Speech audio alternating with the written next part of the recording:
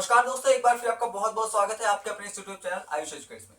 दोस्तों, आज का जो हमारा टॉपिक होने वाला है ये क्लास 12 की एक फिजिक्स का चैप्टर है रे ऑप्टिक्स, जो बहुत ज्यादा वेटेज रखता है, चाहे आप किसी कॉम्पिटिटिव एग्जाम की तैयारी कर रहे हो या आप बोर्ड एग्जाम दे रहे हो।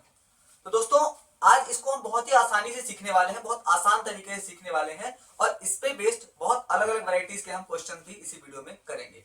तो वीडियो में अंत तक बने रहें। आइए शुरू करते हैं। तो जो हमारा टॉपिक है दोस्त वो है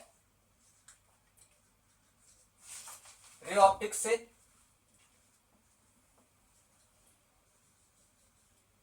तो जो हमारा पहला टॉपिक है वो है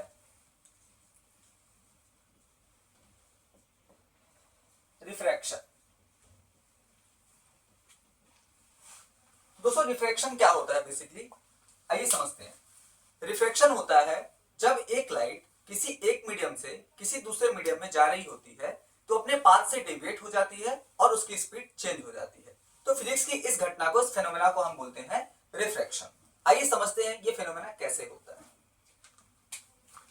लेट सपोज ये कोई एक मीडियम 1 है और ये कोई मीडियम 2 है। ओके, अब इन दोनों मीडियम को दोस्त एक लाइन से हम सेपरेट करते हैं, जिसको हम बोल देते हैं क्या, बाउंड्री। ठीक है, और इस बाउंड्री के परपेंडिकुलर हम एक लाइन खींचते हैं, बिल्कुल परपेंडिकुलर 90 डिग्री पे, जिसको हम बोलते हैं क्या, नॉर्मल। ठीक है, अब जरा समझना, अगर कोई लाइट रे इस तरह से किसी एक मीडियम से दूसरे मीडियम में जा रही होती है तो उसको जाना तो कुछ ऐसा चाहिए था, पर वो थोड़ा सा बेंड हो जाती है।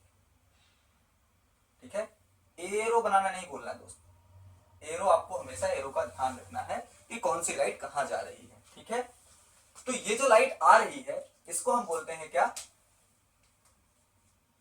Incident ray. ठीक है, और जो लाइन यहां से रिफ्रैक्ट हो रही है उसको हम बोलते हैं क्या, रिफ्रैक्टेड।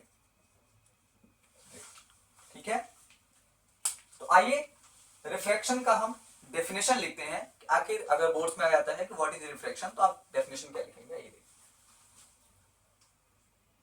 तो डेफिनेशन में हम क्या लिखेंगे,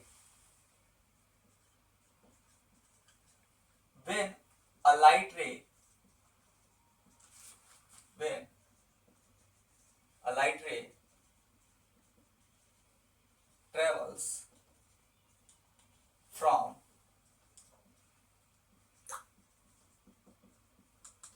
one medium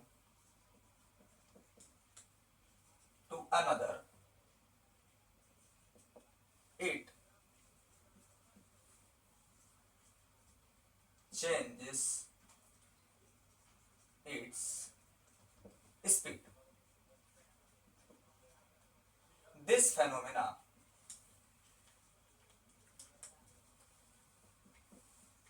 is called refraction. ठीक है, तो जब कोई एक लाइट रे एक मीडियम से दूसरे मीडियम में जा रही होती है तो अपने एक्चुअल पाथ से डेविएट हो जाती है और अपनी स्पीड में चेंज करती है। तो फिजिक्स की इस फेनोमेना को हम क्या बोलते हैं, रिफ्रैक्शन कहते हैं।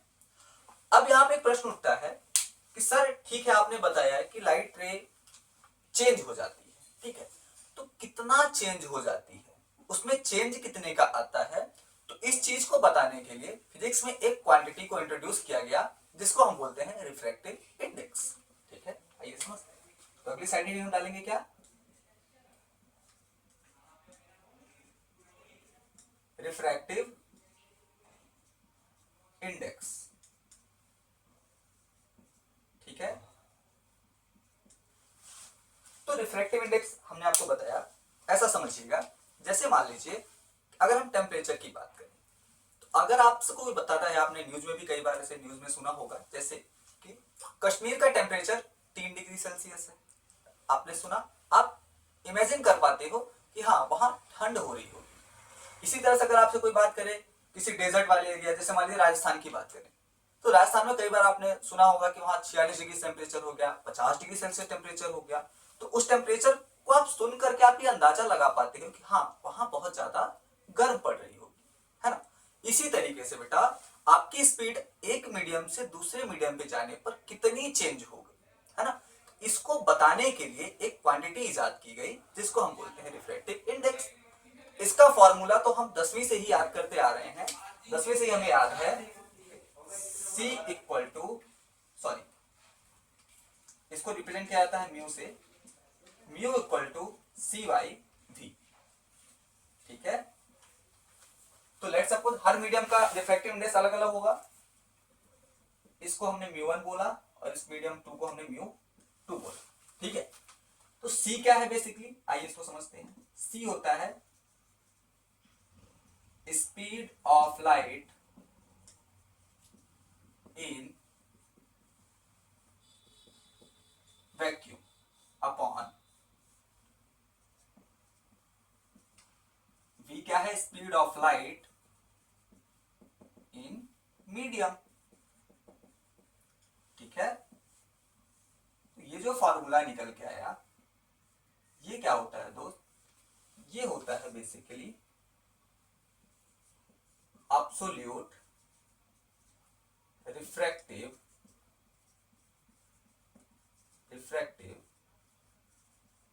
इंडेक्स, ठीक है। तो mu equal to C by V, तो सी क्या हो गया, speed of light in vacuum, और speed of light in medium हो गया वी।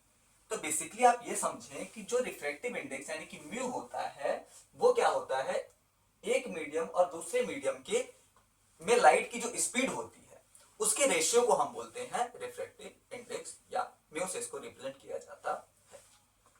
तो अब जरा समझिएगा, कुछ जनरल आपको याद होनी चाहिए जो आपके स्टैंडर्ड आपके क्लास 10 में से आपको याद होने चाहिए। तो ये आपने 10th में पढ़ा भी है कि अगर हम वैक्यूम की बात करें तो वैक्यूम का रिफ्रैक्टिव इंडेक्स क्या होता है, 1, ठीक है।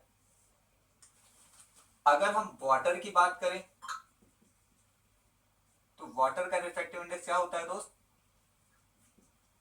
4/3। ऐसे ही अगर हम ग्लास की बात करें, म्यू ऑफ ग्लास, तो म्यू ऑफ ग्लास क्या होता है, 3/2, ठीक है। तो अब जरा समझना कि ठीक है सर आपने बता दिया वैक्यूम का 1 होता है, वाटर का 4/3, ग्लास का 3/2। आइए इसको समझते हैं कि एग्जांपल से कि इस फॉर्मूले का आपकी फिजिक्स में आपको यूज क्या है। तो इस फॉर्मूले का बेसिकली आप यूज करके क्या कर सकते हो, एक तो आप स्पीड निकाल सकते हो, किसी भी रेखा किसी मीडियम में स्पीड निकाल सकते हो और उसका रिफ्रैक्टिव इंडेक्स निकाल सकते हो। जैसे एग्जांपल के लिए अगर आपको एक क्वेश्चन दे दिया जाए, लेट सपोज एग्जांपल के लिए क्वेश्चन से हम समझते हैं, अगर आपको दिया हुआ है कि म्यू ऑफ ग्लास कितना है, let suppose mu of glass आपको दिया हुआ है 3/2, ठीक है। म्यू ऑफ ग्लास आपको 3/2 दिया हुआ है, आपसे पूछता है कि स्पीड बताइए क्या होगी किसी भी मीडियम में। तो आप सिंपली ये फॉर्मूला लगाओगे, mu equal to C by v, ठीक है। सी की वैल्यू आपको ध्यान रखनी है, नहीं आता तो बिल्कुल याद रखें, इसमें कोई शर्म वाली बात नहीं है। 3 × 10⁸ मीटर पर सेकेंड, ये स्पीड ऑफ लाइट होती है वैक्यूम में। तो यहां से हम इसको कैलकुलेट कर सकते हैं कि म्यू आपको दे रखा है 3/2, ये आपका speed of light 3 × 10⁸ upon v, 3 से 3 कैंसल आउट हो गया, तो आपको जो स्पीड निकल के मिली वो क्या मिली, 2 × 10⁸ मीटर पर सेकेंड, ठीक है। तो आपने देखा कि हमें अगर किसी का रिफ्रैक्टिव इंडेक्स दिया है तो हम उसकी स्पीड कैलकुलेट कर सकते हैं, अगर आपको स्पीड दे देता है तो आप बड़ी आसानी से उसका रिफ्रैक्टिव इंडेक्स कैलकुलेट कर सकते हो।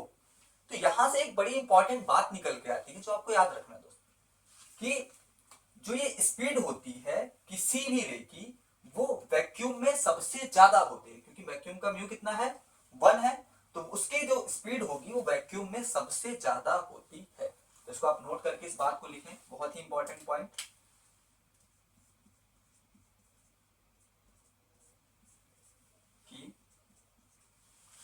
वैक्यूम में किसी भी लाइट की जो स्पीड है वो सबसे ज्यादा होती है। ठीक है, इसको नोट डाउन करिए।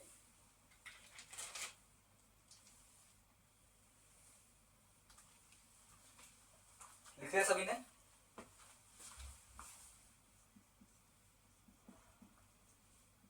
वैक्यूम में लाइट की स्पीड